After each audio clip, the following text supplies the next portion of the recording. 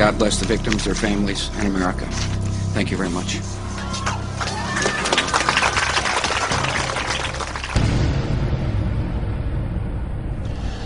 It's been said that all truth passes through three stages. The first stage being denial, the second stage being violent opposition, and the third stage being widespread acceptance as common knowledge. Well, as you view this documentary, keep in mind that people watching will probably fall into one of those three categories. One group of people will absolutely deny that what they're seeing could possibly be true. The second group of people will be violently opposed to this kind of information being released, and they'll do everything that they can to discredit the messenger rather than pay attention to the message. And yet there will probably be a third group of people that will sit back in their easy chair and say, I'm not surprised, I knew it all along. With this in mind, let's begin by playing a little word association. I'll say a word, and you think of the first word that comes to mind. Conspiracy theory is what most people think of. We've all been conditioned to associate the word theory with the word conspiracy, because after all, no conspiracies could possibly be true. They're all just theories, aren't they? Well, in the phrase conspiracy theory, there are two words. The first word, conspiracy. The second word is the active word, theory.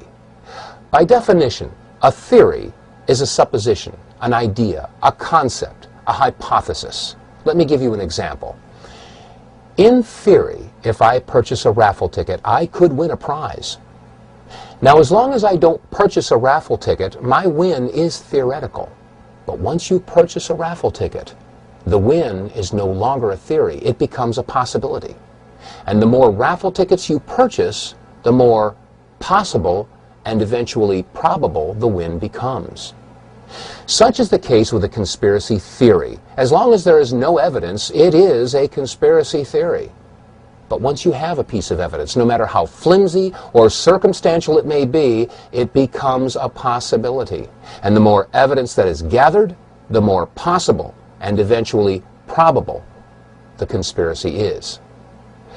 You'll be looking at evidence in this documentary, and it will be up to you to decide if this is a conspiracy theory or indeed a conspiracy.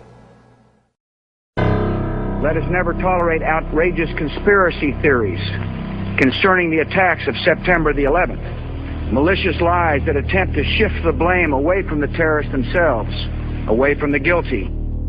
On September 11th, 2001, 4 events occurred within an hour and 15 minutes of one another. The first event occurred at 8:45 Eastern Standard Time when American Airlines Flight 11 hit the North Tower of the World Trade Center.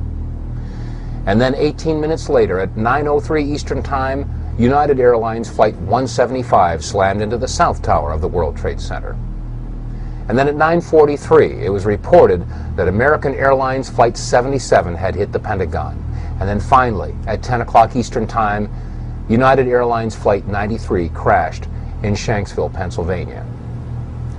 Now, unless this is one incredible coincidence, is it not safe to assume that all 4 of these events are inescapably married to one another? And is it not also safe to assume that if you find one person involved or a party involved with one of these events, they're probably involved in all of them? Well, following this train of thought, since there was no credible claim of responsibility, is it not safe to assume that those involved or those parties involved or agencies or groups that were involved in the events of 9/11 would do anything that they can to obfuscate, distract, or distort or cover up any information that might lead to their discovery? And if that's true, is it not also safe to assume that if you find somebody, a group, an agency, a party that is involved in the obfuscation, distraction, distortion, or cover-up of any information involved in any of the events of 9/11, does it not indicate possible involvement and even guilt in the events of 9/11? Keep this in mind as we look at the video evidence of September 11th.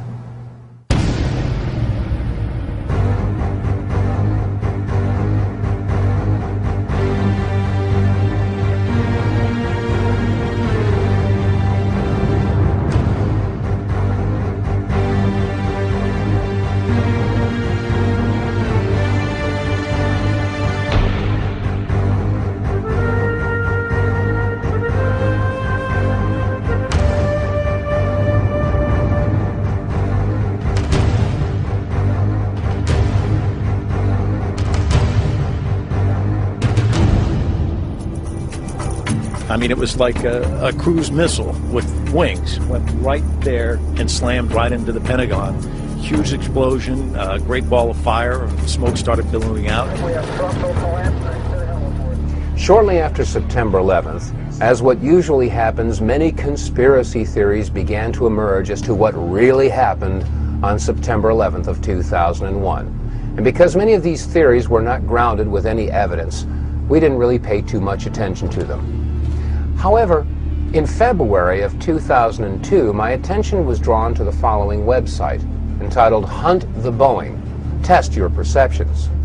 Now, the original website was completely in French and was released by the French and drew some very serious questions as to what had really happened at the Pentagon. I mean, after all, we had all seen the big hole that was created by the 757 that had slammed into the Pentagon at 9:43 on September 11th. But some of the photographs that were shown on this website raised very serious questions as to whether or not that's exactly what had happened. Some of these photographs showed a smaller hole, and in some cases showed that there was no way that a 757 could have created this damage. So we began our own investigation, and that started by taking a look at some of the magazines that we all saw at the supermarket checkout stands shortly after the events of September 11th. As I began poring through the photographs, I had one goal in mind, and that was to prove the French wrong with their website, Hunt the Boeing. After all, there must have been some photographic evidence that showed that a 757 had hit the Pentagon. But as we went through all these photographs, we could find no pictures whatsoever showing a tail, a nose, a fuselage, wings, engine, wheels, luggage, seats, nothing. There were no photographs showing any recognizable wreckage from a 757. Furthermore, when you look at the size of the hole at the Pentagon, it was approximately 65 feet across, and the height of the Pentagon is approximately 73 feet. From wingtip to wingtip, a 757 is 124 feet 10 inches. From nose to tail, a 757 is 155 feet and 3 inches in length, and the height is 44 feet and 6 inches. However, when you look at the hole at the Pentagon, you'll find that it's only approximately 65 feet across. How does a plane of those dimensions fit into a hole only 65 feet across? Upon further inspection, we found that the damage at the Pentagon was completely and totally inconsistent with the damage of the planes that had hit the World Trade Center. I mean, after all, the planes that hit the Trade Center created a fire so intense that it fatigued the steel and collapsed the buildings, or so that's what we were told. And yet, when you look at the left side of the Pentagon, you'll note that there is very little, if any, smoke damage or heat damage at all. On the third floor, it's very plain to see a file cabinet with a computer monitor. Neither of them are damaged. On the second floor, you can see a wooden desk. It hasn't burned. And on the first floor, a very curious sight indeed, a wooden stool with a book that is laying and open. The pages aren't even singed. Now, each of the planes involved in the September 11th attacks had embarked upon transcontinental flights, which means that they had a majority of their fuel left over when they hit their respective targets. That means that approximately 8,600 remaining gallons of fuel would have been ignited on the 757 that had hit the Pentagon. Again, we look at the photograph and ask ourselves, is the smoke and heat damage consistent with that amount of fuel being ignited?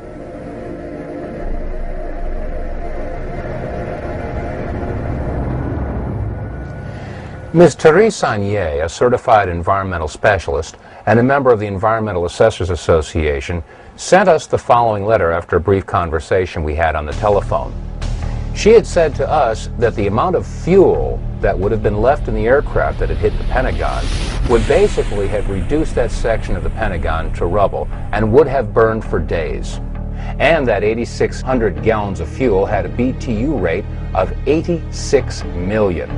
She also stated that, looking at the total weight of this aircraft in conjunction with its velocity, the Pentagon should have been reduced to the thickness of a pancake. Also, the fuel spill of 8,600 gallons would have posed a very large soil removal and disposal project, since the contaminated soil would be considered hazardous waste under Title 40 of the Code of Federal Regulations. Another interesting question that is raised is in the photographs of the collapsed area of the Pentagon. If you'll note the upper floor and roof area, it appears that that area simply collapsed and does not show any impact damage from a tail section that was over 43 feet in height. How could a 757 slam into the Pentagon and not have an impact area where the tail section would have hit the upper floors? Shortly after these questions were raised and the topic was open for discussion on our radio show, The Power Hour, these 5 frames were released from a security camera at the Pentagon. The only problem is that the release of these 5 photographs seemed to raise more questions than they answered. First of all, why was the date incorrect in the lower left corner of the screen? Second of all, they really didn't show that there was a 757 that had hit the Pentagon.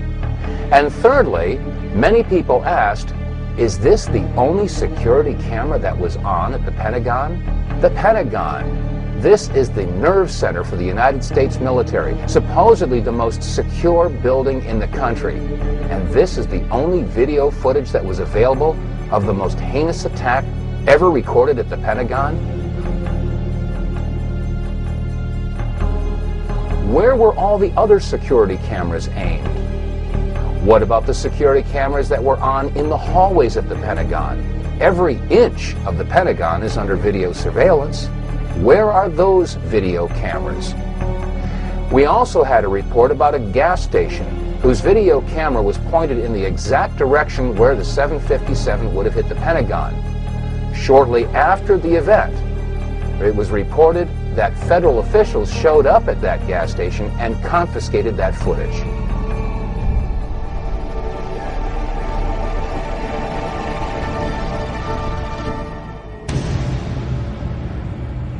In addition to all the magazines that hit the newsstands and the supermarket checkouts, there was a flurry of book releases that hit the local bookstores and in some cases the book section of your local grocery store.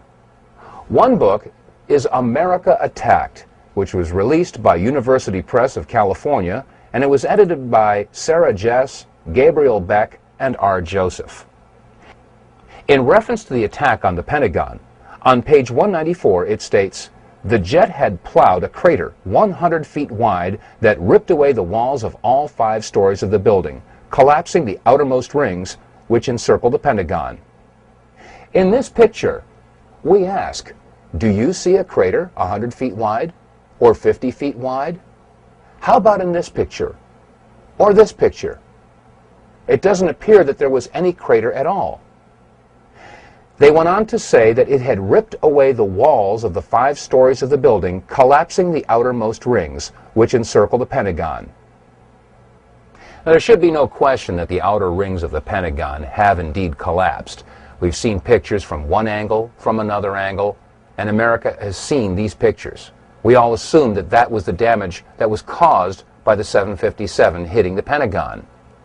But shortly after the release of the article From Deception to Revelation, we were sent some photographs that were taken apparently right after the event and before the outer walls had collapsed. When examining these photographs, we can clearly see that the area in question had not yet collapsed. In fact, there is very little evidence of a hole big enough to accommodate a 757. The hole that we do see is approximately 14 to 16 feet across. Question: how does a 757 fit into a 16-foot hole and leave no damage or wreckage on the outside of the Pentagon? These are questions that deserve serious scrutiny.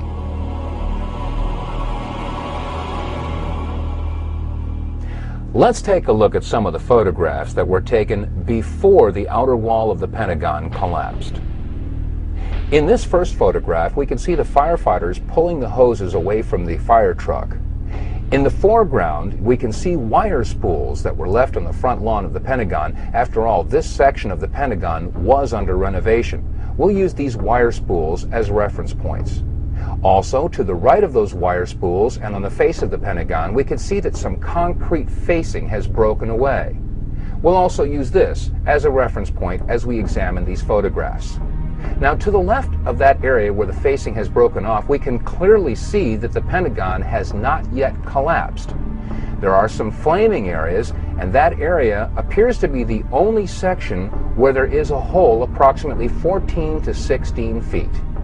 Question: how does a 757 fit into a 16-foot hole and leave no wreckage on the front of the building?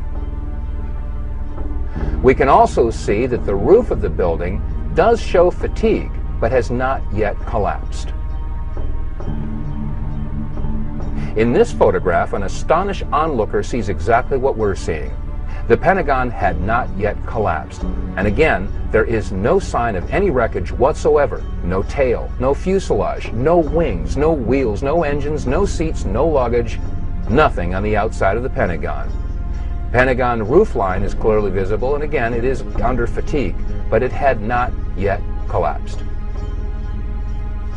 As we examine this next photograph, let's take a good close look at the lower left corner. You'll see engine 331 from the Metropolitan Washington Airport Authority, and we contacted the fire chief from this engine company. Chief Plower agreed to come on our radio show along with two of his firefighters, but 1 hour before airtime, they canceled. We were told that the two firefighters had been placed on indefinite leave. When we look at this photograph, we can see that the fire retardant foam is being sprayed on the front of the Pentagon, and again, the area in question had not yet collapsed. And you can see right in the center of the photograph a big area where some of the concrete facing has broken away, and it appears that this is the only major hole in the front of the Pentagon. Again, is this hole big enough to accommodate a 757? And where is the wreckage? In this photograph, we again see engine 331 and fire retardant foam being sprayed on the front of the Pentagon. Note clearly in the center of the photograph, we see the upper floors of the Pentagon, again, yet to collapse. But also notice that there does not appear to be any damage to these upper floors. Question: if the height of the Boeing 757 was 44 feet 6 inches, there should have been some point of impact in these upper floors, and yet when we look at these pictures, there doesn't appear to be any impact whatsoever in the area where the tail should have hit. And again, there is no wreckage visible on the front of the lawn. Now, while these photographs were being taken, videographers from several different networks were on the scene to capture the firefighters in action as they battled the blazes at the front of the Pentagon. Jim Angle is joining us now from Washington.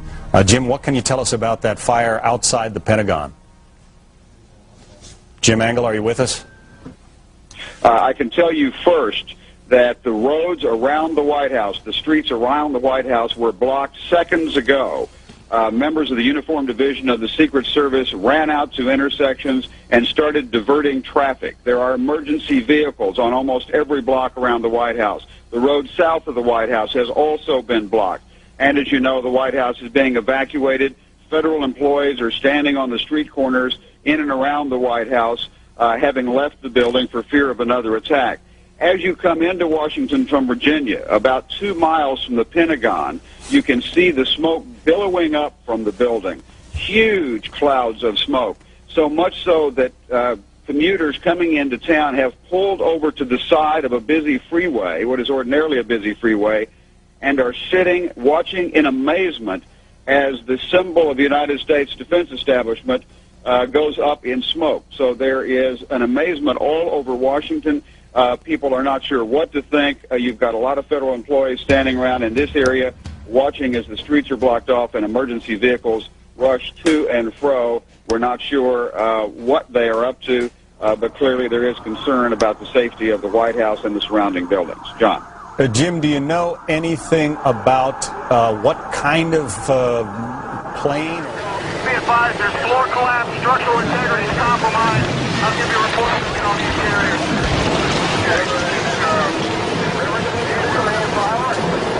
We have structural collapse.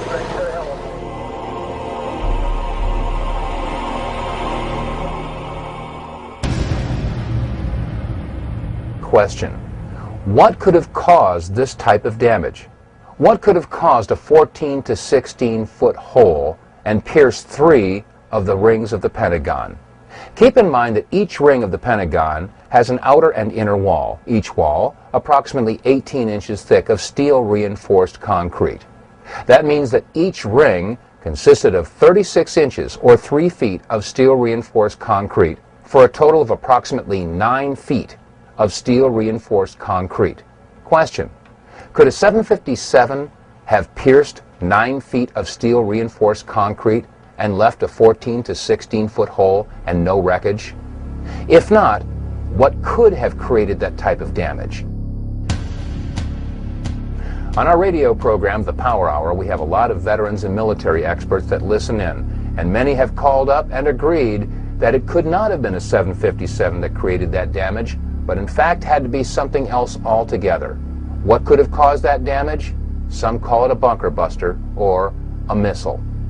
Now, as this controversy percolated through the year 2002, in January of 2003, the entire issue was resurrected when the American Society of Civil Engineers released a report entitled The Pentagon Building Performance Report. The announcement was made on CNN, and they showed an animated video that illustrated how the 757 slammed into the Pentagon and took out 50 support columns. Let's take another look at this computer-generated animation from the American Society of Civil Engineers at Purdue.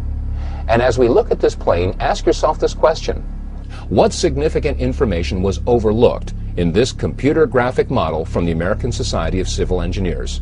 Well, first of all, the 18.5-inch steel reinforced concrete exterior wall of the Pentagon was omitted. Second of all, you'll note that when the tail section enters the Pentagon, it remains intact. How is it possible that the tail section, over 40 feet in height, would have remained intact as it entered the Pentagon and left no entry point, as is seen in this photograph? Thirdly, and probably the most significant omission of all, is that the engines are missing in this computer graphic model. Despite these omissions, the American Society of Civil Engineers claimed that the plane took out 50 support columns as it entered the Pentagon. When we again look at these photographs, I ask, do you see support columns that have been destroyed? Which support columns were destroyed? How could it possibly be that the American Society of Civil Engineers could release such a report when the photographs clearly show that the entire report is in question? Now let's look at a computer-generated animation that was broadcast on the National Geographic television program Seconds from Disaster, in which they dealt with the attack on the Pentagon on September 11th. In this computer-generated animation, they show that the wings broke off before the plane entered the first ring. Question: if the plane's wings broke off, then why didn't we see any wing parts in the photographs that we examined earlier? Furthermore, in this computer-generated animation, it clearly shows the plane almost completely disintegrating as it passes through the first ring. Question: how could it have continued along its path and pierced another 7.5 feet of steel-reinforced concrete, piercing the second and third rings of the Pentagon, and leave this hole? You can't have it both ways.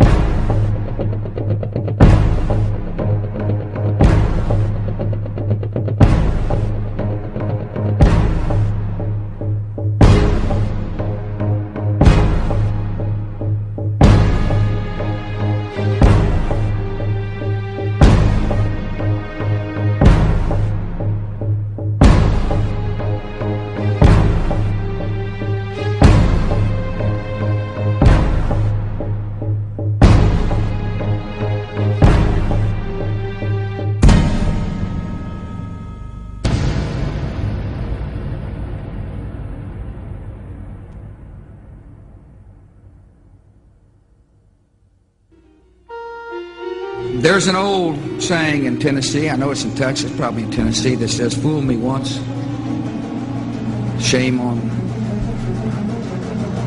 you.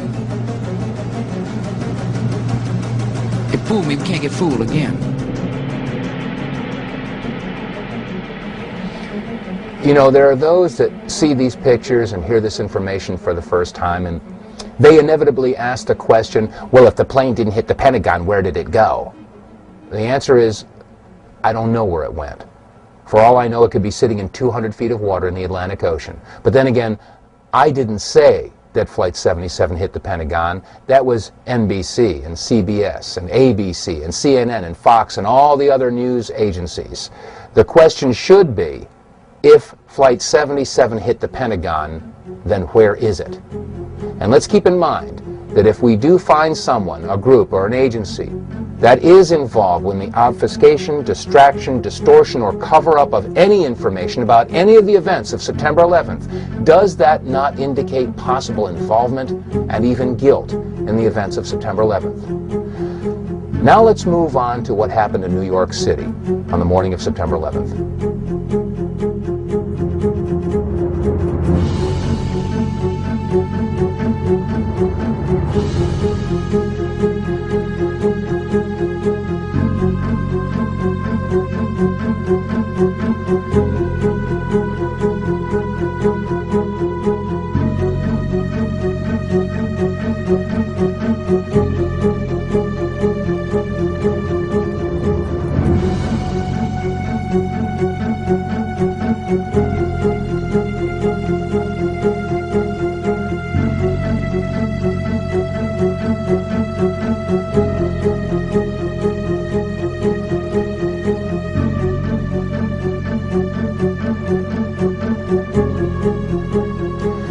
These are just a few of the images that are indelibly etched in the minds of every man and woman on the face of this planet that happened to be near a television set on the morning of September 11th of 2001. Most of us will never forget where we were and what we were doing on that day.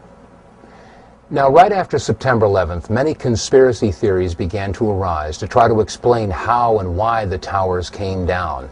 Well, this is no different than any other major event in history, from the assassination of John F. Kennedy to his brother Robert Kennedy, and from the assassinations of Martin Luther King and John Lennon to the explosion in Oklahoma City that destroyed the Murrah Building in 1995 and the downing of TWA Flight 800. All of these were followed by conspiracy theories to try to explain these events. Well, on September 11th, there was a lot of discussion about explosions that went on around the building and in the building. Some of these reports were televised, but only once. Let's take a look at some of these reports and review what had happened on September 11th. We're being pushed out as well because there was some concern that there might be additional explosions, possibly other bombs. The entire top of the building just blew up. The second explosion and another explosion. We have a report now of a fourth explosion at the Trade Center. There has just been a huge explosion. It almost looks like one of those implosions of buildings that you see. We heard a very loud blast, an explosion. Not clear now is why this explosion took place. Do you know if it was an explosion or if it was a building collapse? To me, it sounded like an explosion. But it was a huge explosion. I saw the two buildings. I'm thinking it was a bomb because two of them. This is actually, we believe, debris from one of the planes that hit one of the towers on the World Trade Center. The FBI is here, as you can see. They had roped this area off. They were taking photographs and securing this area just prior to that huge explosion that we all heard and felt. We've just heard a virtual barrage of reports of bombs and explosions going off in and around the World Trade Center. But is there any reason to believe that some of these explosions might have been caused by something other than the planes hitting the towers? Rick Sanchez from MSNBC had this to report. Rick Sanchez has been there throughout this morning for us. Rick, tell us where you are and what the latest is. Well, I'm in that area, if you're familiar with this area, of where West Broadway and Hudson come together, right at Chambers. That would put us about a block and a half away from the site of where the explosion was. That area has just been evacuated because police have found what they describe as a suspicious device, and they fear that it might be something that could lead to another explosion. Obviously, there's a real sense of caution here on the part of police. I spoke with some police officials moments ago, Chris, and they told me that they have reason to believe that one of the explosions at the World Trade Center, aside from the ones that may have been caused by the impact of the plane with the building, may have been caused by a van that was parked in the building that may have had some type of explosive device in it. So their fear is that there may have been explosive device planted either in the building or in the adjacent area, and that's why they're being so cautious. In the September 24, 2001 edition of People magazine, on page 34, there was an interview with Louis Caccioli, a 51-year-old firefighter assigned with Engine 47 of Harlem, New York, and he had this to say. We were the first ones in the second tower after the plane struck. I was taking firefighters up in the elevator to the 24th floor to get in position to evacuate workers. On the last trip up, a bomb went off. We think there was bombs set in the building. Well, Louis Caccioli isn't the only firefighter that claims that there were bombs or explosives going off in and around the World Trade Center. We made it at least 2 blocks, and we started running. Floor by floor, it started popping out. It was if they had detonated. Yeah, detonated. They were planned to take down a building. Boom, boom, boom, boom, boom, boom, boom. All the way down. I was watching. We've heard eyewitness accounts and testimony from fire officials that indicate that there were bombs, explosives, possibly detonating charges that were utilized in the collapse of the World Trade Center buildings. Is there any reason to believe that detonating charges were utilized in the collapse of the North Tower, the South Tower, or Building 7? One firefighter did say, boom, boom, boom, boom, boom, that's how it went down. And many of the television reporters reported that as the buildings collapsed, both the North Tower and the South Tower and Building 7, they all appeared to come down just like a controlled demolition. Let's listen to a clip from Larry Silverstein. He was the lease owner of the World Trade Center as he gave an interview on PBS. I remember getting a call from the fire department commander telling me that they were not sure they were going to be able to contain the fire. And I said, you know, we've had such terrible loss of life. Maybe the smartest thing to do is pull it. And they made that decision to pull, and then we watched the building collapse. Now, we've just heard Larry Silverstein making the admission that when it came to Building 7, the decision was made to pull it, a term that is used by demolition experts in bringing a building down. But what was America and the rest of the world told as to why Building 7 came down? About an hour ago, World Trade Center Building Number 7 collapsed, a 42-story building, weakened by the devastation that had occurred earlier today. We've all seen controlled demolitions on television. Office buildings, sports stadiums, all brought down by controlled charges. And these charges and controlled demolitions take weeks of planning. They have to bring in experts and do a structural analysis of the buildings, study which beams, which girders have to have charges placed on them, and then a team of explosive experts has to come and set the charges, wire them all together in sequence. And then, finally, after everything is clear, they let the building go, or pull it. Are we to believe that 8 hours after a surprise attack in New York City, they were able to pull Building 7?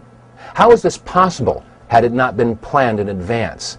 And if they did have planned detonation charges in place in Building Number 7, is it possible that there were charges in Building 6, or 5, or 4, or the North Tower, or the South Tower? We made it at least 2 blocks, and we started running. Floor by floor, it started popping out. It was if they had detonated. Yeah, detonated. They were planned to take down a building. Boom, boom, boom, boom, boom, boom, boom. All the way down. I was watching it and running.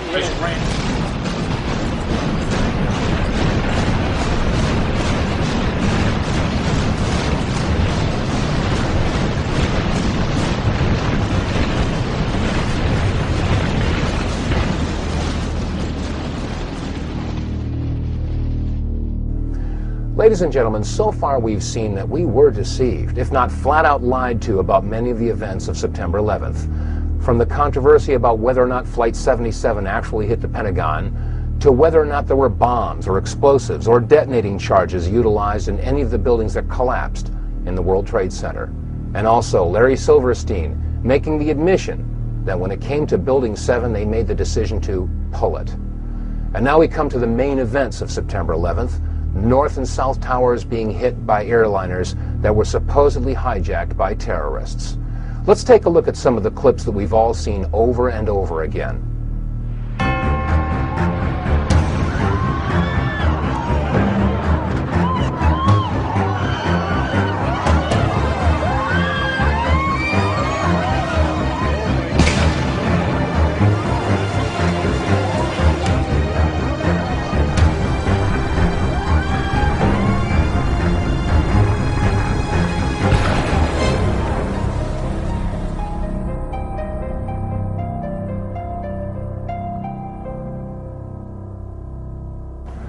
On April 15th of 2004, we received a news release that alerted us to a website that was entitled www.letsroll911.org. Phil Jahan, the webmaster for this website, had taken the video clips that you've just seen and slowed them down and examined them frame by frame, and what he found was astounding. There are several different anomalies that need to be examined and questioned. First of all, what is attached to the bottom of the plane that hit the South Tower? And second of all, what is that brief flash that occurs just as the plane makes impact? Now, when we first looked at this video footage, I said to myself, well, this video footage could very well be manipulated. So I wanted to check it out myself. Well, we went and found the DVD that we had purchased shortly after September 11th entitled America Remembers. This was directly from CNN. We took this DVD and put it in our machine and examined the very clip that you've just seen. Let's take a look at it. Let's take another look at this clip in slow motion, but before we do, keep in mind that sometimes the best place to hide something is in plain sight. We've all seen this video clip, and there have been many publications that have taken frames from this video and published them in hundreds of magazines. Here's an example. On page 3, a full-size blow-up of this picture. And in this magazine, it was published on page 4. And on the back of this book that we discussed earlier, it's on the back cover. I suggest you all take a copy of your magazines and books, and if you have the video footage, take a good hard look. We've all got this. Now let's take a look at this in slow motion. As the plane approaches the South Tower, notice carefully the belly of the plane. There appears to be something attached, and just as it hits the building, there's a flash. Let's take another look in super slow motion.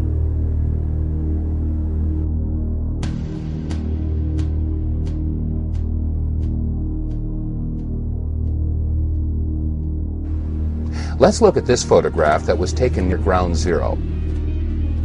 On the right, we see the South Tower, and the smoke that's rising into the sky is emanating from the North Tower, which is completely hidden from view. On the left, just entering the field of vision of the camera, we see the plane just before it hits the South Tower. Note a couple of items here. The engine on the right wing has a shadow, and the shadow moves towards the front of the plane and off of the plane. So the anomaly that appears to be attached to the belly of this plane could not be caused by a shadow. Also note that the item that appears to be attached to the belly of this plane is on the right side. This plane has something that is not symmetrical on the bottom of the plane. When we compare that with the bottom of a regular 767, we'll note that a normal 767 has a belly that is smooth. This plane does not.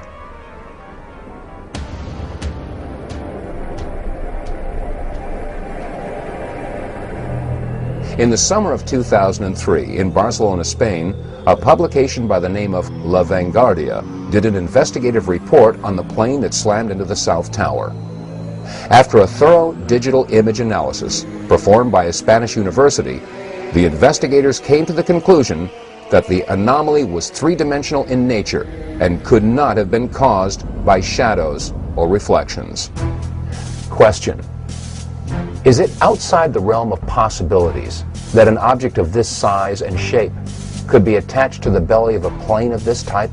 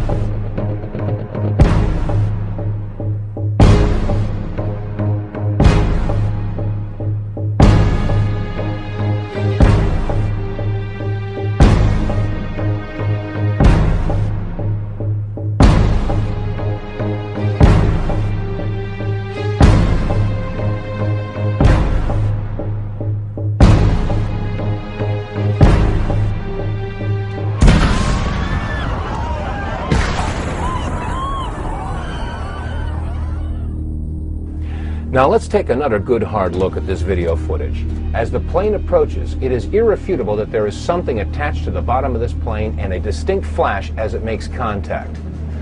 Now there are some that would say that this is a trick of light, a reflection. Well, let's keep in mind that if you hold a mirror in your hand and reflect the sun's rays, that reflection only goes where you aim that reflection. So a reflection should only be seen from one particular angle. Let's take a look at this event from another angle.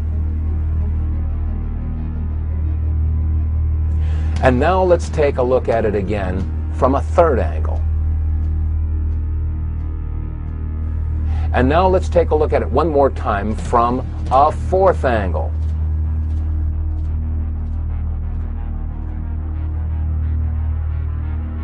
Ladies and gentlemen, you've just seen a very interesting event indeed. Not recorded by one, but recorded by 4 different cameras from 4 different angles. There can be no doubt that this is not the result of a reflection of any sort, but in fact was a flash caused by an explosion, a detonation, a missile. Something happened that was not a terrorist with a box cutter. Let's take another look at the object attached to the belly of this plane and ask yourself this question. Could something this big have gone unnoticed by the passengers, the crew, the baggage handlers, the service personnel at a commercial airport? The obvious answer is no, it would have been noticed.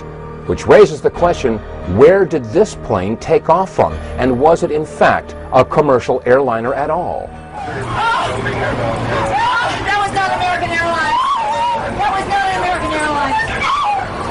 The plane was a larger plane. It did look as large as and dove to the other side and crashed right in. An explosion was so terrific it looked like it had dynamite in it. The ball of fire that came flying out of that one was even worse than the first one. And we were standing there and I said, I can't believe this. And sure enough, there it was, another plane. The plane wasn't no airline or anything. It was a twin-engine, big gray plane. Mark Bernbach, a Fox employee, is on the phone with us. Mark witnessed this from what we understand. Mark, were you close enough to be able to see any markings on the airplane? Hi, gentlemen. How you doing? Yeah, there was definitely a blue logo. It was like a circular logo on the front of the plane, towards the definitely towards the front. It definitely did not look like a commercial plane. I didn't see any windows on the sides, and definitely very low. And I'm completely panicked. You're freaking out. I cannot believe what I just saw. We are all shaken by this. We are watching the video now back live, but the upper floors of the World Trade Center in Manhattan in flames now after apparently 2 large airplanes, we're talking about jetliners here, slammed into the sides right around 9 o'clock this morning. Mark, if what you say is true, those could be cargo planes or something like that. You said you didn't see any windows in the side? I didn't see any windows in the sides. I saw the plane flying low. I was probably like a block away from the subway in Brooklyn, and that plane came down very low. And again, it was not a normal flight that I've ever seen at an airport. It was a plane that had a blue logo on the front, and it did not look like it belonged in this area. We've just heard Mark Bernbach describe what he saw on September 11th of 2001 when he worked for the Fox News Network. Well, we spoke with Mr. Birnbach in September of 2004, and he stands by his story. Now let's take another look at the clip where the woman screams, "That was not an American Airlines." There are those that would try to say that we've dubbed in the voice or somehow altered the sound portion of this video clip. This time, watch carefully the woman on the right half of the screen. That was not American Airlines. That was not American Airlines. That was not American Airlines.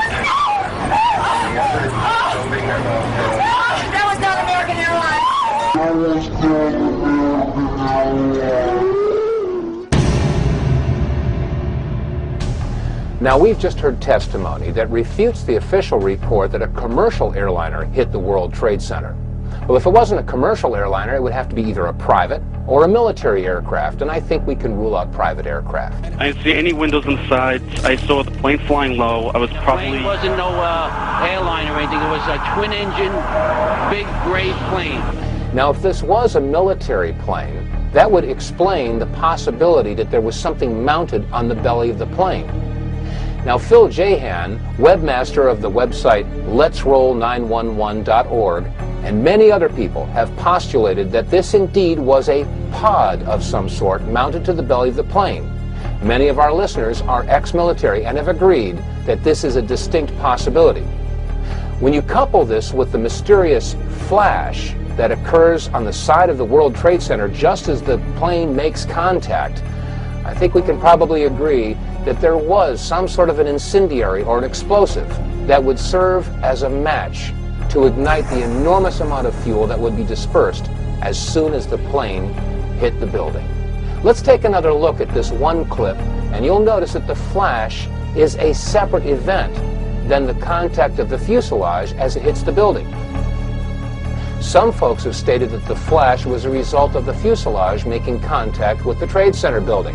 But as you can see, the flash is indeed to the right of the fuselage, and in fact, as the fuselage makes contact with the World Trade Tower, you can see a reflection of the flash in the fuselage, which further supports the contention that these are two separate events. Admittedly, what we've seen so far in this presentation is disturbing to say the least. To find that we were not necessarily told the truth about what happened at the Pentagon on September 11th, and now, according to the clips that you've just seen and the testimony that you've just heard, there was a whole lot more to the story when Flight 175 hit the South Tower. Well, I needed more information. I needed more evidence that showed that there was something else going on September 11th. And the only way to get more information was to go to the first plane, Flight 11, the American airliner, that hit the North Tower. The French filmmakers, the Naudet brothers, were in New York City doing a documentary about the New York City firefighters. And this clip is the only known footage of the first plane hitting the first tower.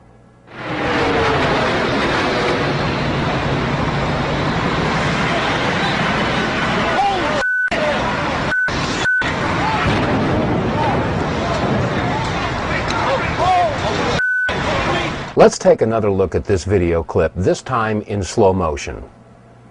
You'll notice that as the plane approaches the tower, first of all, we're too far away to get a clear shot in any detail of the plane.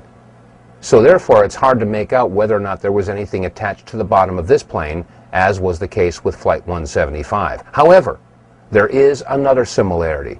Just as the plane makes impact, there is a flash. Let's look at it again, and keep in mind that as we watch this plane make impact, this flash occurs just before the plane crashes into the North Tower. This time, as we watch this clip, note the shadow rising from the lower right of the Trade Center tower, and keep in mind that the shadow won't reach the impact point before the plane and vice versa. This is very important because the flash occurs before the shadow and the plane meet. This time, let's look at this clip in reverse. You'll notice that as the plane slowly backs out of the North Tower, it is clear of the tower, and then the flash occurs, indicating that the flash occurred before the plane made impact on the North Tower. One more time, this video clip showing the flash as the plane hit the North Tower.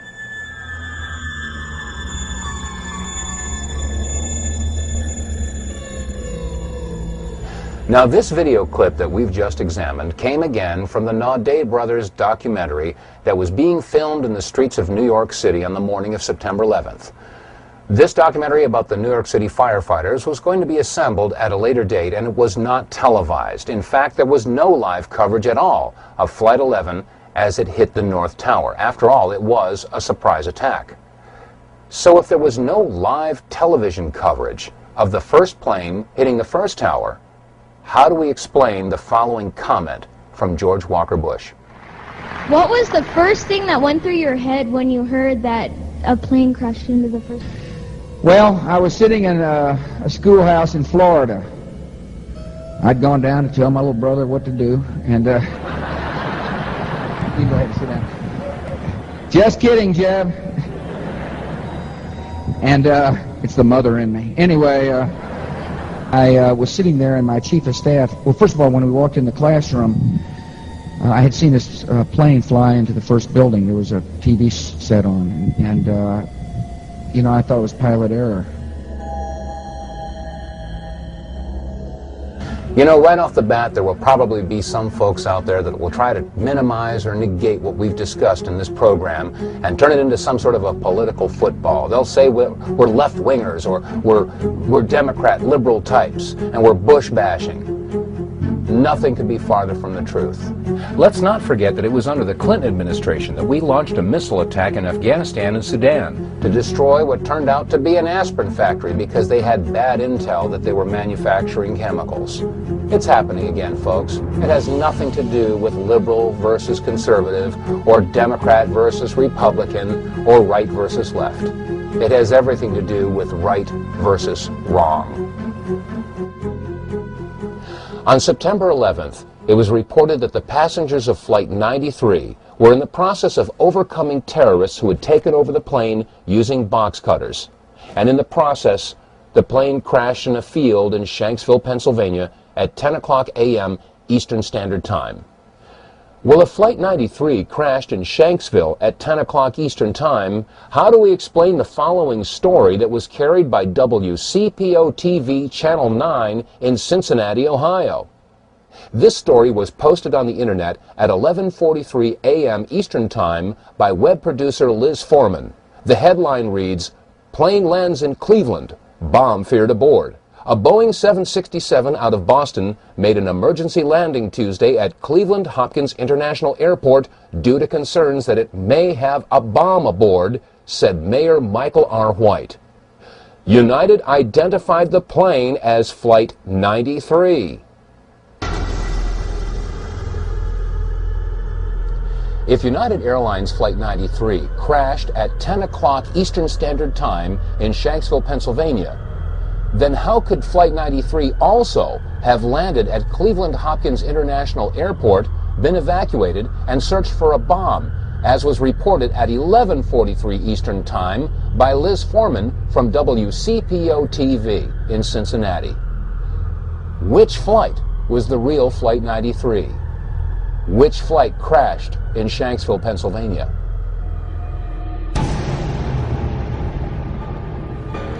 And now we come to the $10,000 question. How is it possible that in the sleepy town of Versailles, Missouri, in a little production studio, we can do an in-depth analysis and a slow-motion expose of video footage that's been at the fingertips of every major news network all this time?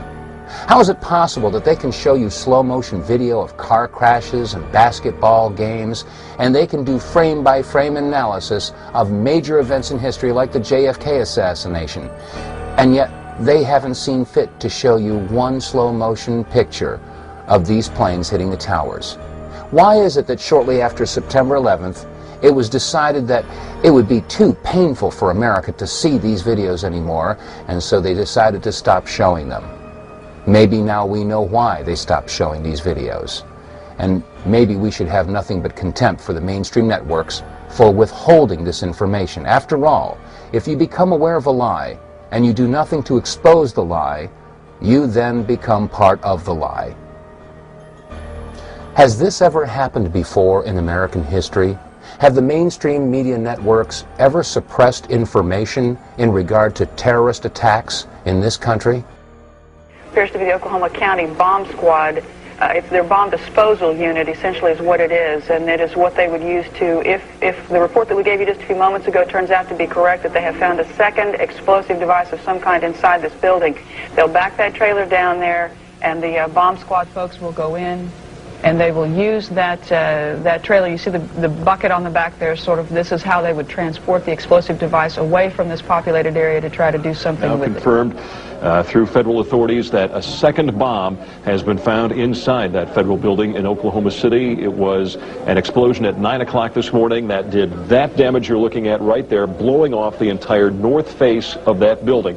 Again, you're looking at the north face there. A second bomb was found on the east side of that building. A bomb squad is on the scene. That second bomb has not exploded. We don't know quite the status yet, if they've managed to defuse it, but it has been confirmed that a second bomb was found on the east side of that building. I just took a look down the street at the Morrow building again. I see another bomb truck going, so apparently they're going to try to get out that third bomb that's been talked about. Still a lot of activity around the Morrow building. Security concerns that another one still might go off. That's what everybody's worried about. At the present time, the medical teams downtown are unable to get into the wreckage to retrieve more of the injured because of the presence of other bombs in the area. I've been told by the police department that just as soon as those bombs are defused, they will permit the medical teams to enter.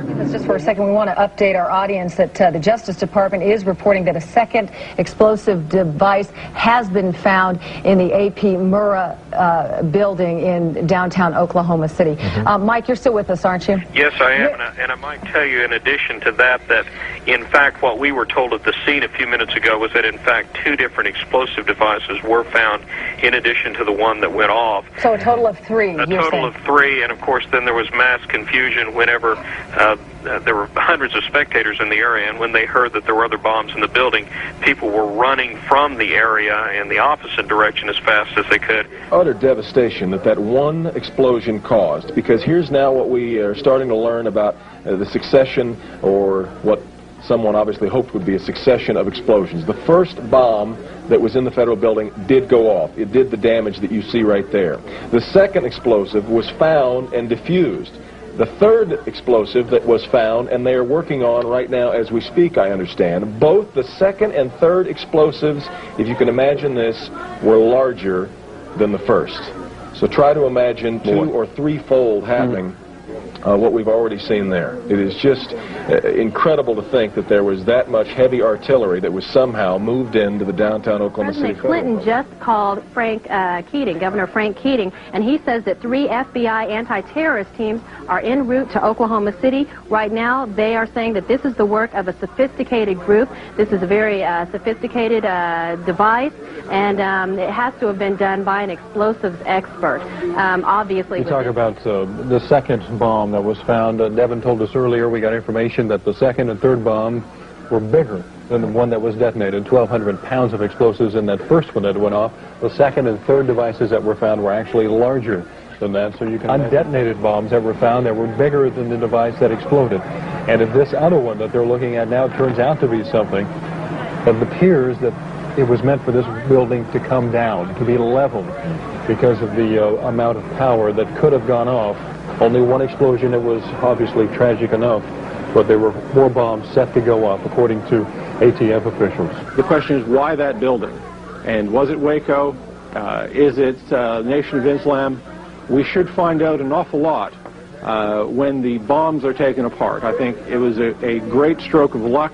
As you're mentioning, it's hard to talk about luck on a day like today in Oklahoma City, but it was a great stroke of luck that we actually have got diffused bombs. It's through the bomb material that we will be able to track down who committed this atrocity.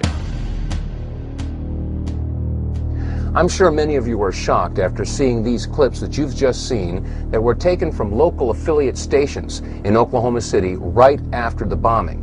Many of us never heard about the discovery of a second bomb and a third bomb and the retrieval of a bomb and the statement that we actually have got diffused bombs. This information was suppressed. It was kept from the American people. Why? How many pieces of evidence do we need to prove that there is a conspiracy? In regard to September 11th, we discussed Flight 77. Did it hit the Pentagon? How could it have hit the Pentagon and left a 16-foot hole and no wreckage? And then when it came to Building 7, we have Larry Silverstein making the statement that they decided to pull it, indicating that there could have been demolition charges. And we couple that with the firefighters who were interviewed and stated that it was like demolition charges going off. And then there was the anomaly that was attached to the bottom of Flight 175, or so we thought, Flight 175, hitting the South Tower. The mysterious flash as it made contact, caught not by 1, or by 2, or by 3, but by 4 different cameras. And then there's the analysis of the North Tower and the mysterious flash of that flight slamming into the building. How many pieces of evidence do we need before America and the world recognizes that there is a conspiracy? And now we come to the most important question of all, and that is, who do we trust? The questions raised in this video documentary are admittedly terrifying, but the answers may be even more terrifying. We offer an open hand and not a clenched fist to every man and woman that serves in uniform, whether it be law enforcement or military. You've all taken an oath to protect and serve, or to support and defend the Constitution from all enemies, foreign and domestic. And you are going to be charged with the responsibility of protecting the American people, the Declaration of Independence, the Bill of Rights, the Constitution. Our way of life is in jeopardy, and you will be charged with the responsibility of defending our way of life and the people of this country. The biggest challenge before you right now is, who is the enemy? There are those that would ask the question, why would our government be involved in such a horrendous act of terrorism? Or what would the motive possibly be? Well, let's remember a couple of things. First of all, it's been said that those that forget their history are destined to repeat it. And it's also been said that history was written by those that hanged the heroes. We're now just finding out, and it's becoming common knowledge, that the attack on Pearl Harbor wasn't the surprise attack we were all told it was. In fact, the powers that be knew days ahead of time that the attack was pending. And then there's the Northwoods documents that were released in 1961, in which the Joint Chiefs spelled out plans to attack their own ships, sink battleships, let off bombs, and have terrorist attacks here in the United States to instill patriotism and raise anger against the communists so that we could find an entry into the Cold War. We all know that war makes money. And the events at Pearl Harbor and the very existence of the Northwoods documents should represent a mindset and a clear intent of the powers that be to involve themselves in clandestine operations and to sacrifice the lives of our men and women in uniform and civilians as well, as long as it will legitimize their involvement in some sort of a military conflict. Let's look at the world situation today. The United States is the only remaining world superpower. Russia is our best friend now, or so we're told, and China is our biggest trading partner. Simply ask Walmart or Dollar General or any other major retailer where most of the goods are manufactured in China. Well, if there is no world superpower boogeyman or enemy to be watching over, well then what better enemy to have than a nameless, faceless enemy without a country that can strike at will in any corner of the globe? The war on terror. A war that, as Dick Cheney has said, could last for decades. Yes, war means money. And defense contracting is the largest industry in the country, if not the world. Billions, if not trillions of dollars are awarded to defense contractors every year. And they'll manufacture $75 hammers or $600 toilet seats, grossly overcharging the American taxpayer. Where does all this extra money go? And now we have to ask the question, how do defense contractors guarantee job security and profitability? And the common sense answer is to guarantee that there is war.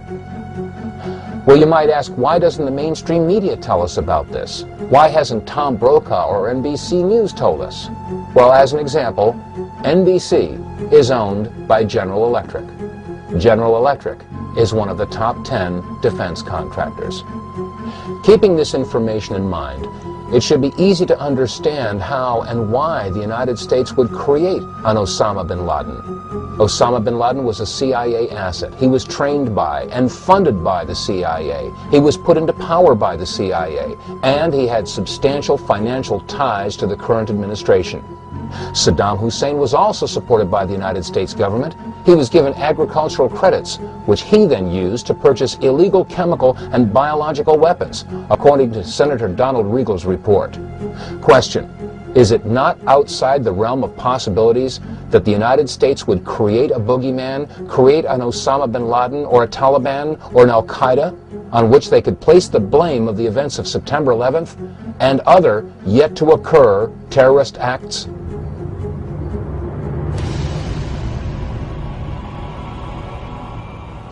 In the beginning of this program, we played word association, if you recall.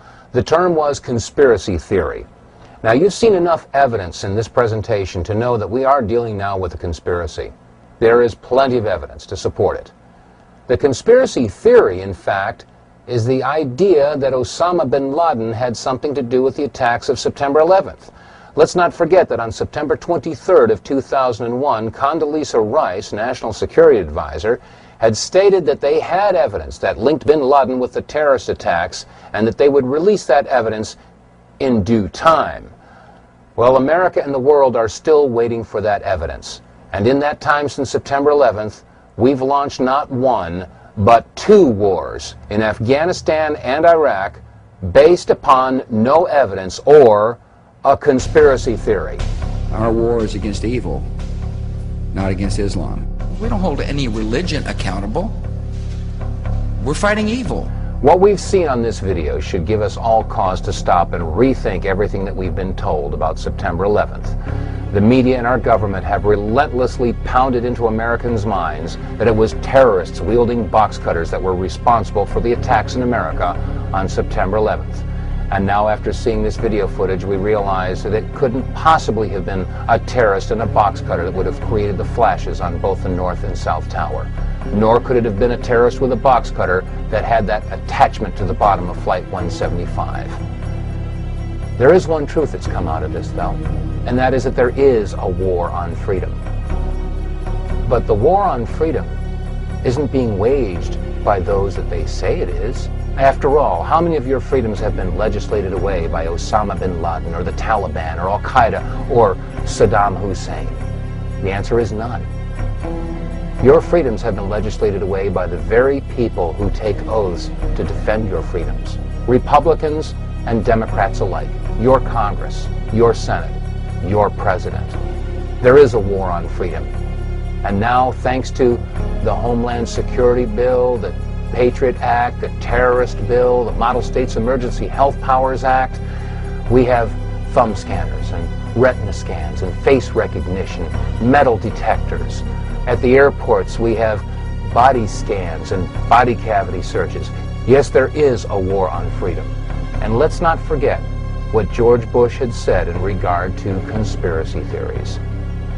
Let us never tolerate outrageous conspiracy theories concerning the attacks of September the 11th. Malicious lies that attempt to shift the blame away from the terrorists themselves, away from the guilty. Every nation in every region now has a decision to make. Either you are with us or you are with the terrorists. Much calmer situation and a much better evacuation. And these people. My son was murdered! Killed him! Let's ask some real questions. Is that unfair? And what about the bunker? You didn't ask him about the bunker, the Office of Emergency Management bunker on fire? We are getting ready for the next panel. Remember this. Your government funded and trained Al-Qaeda. Repeat it again. Your government funded and trained Al-Qaeda. And now I ask all of America and the people of the world, where's your line in the sand?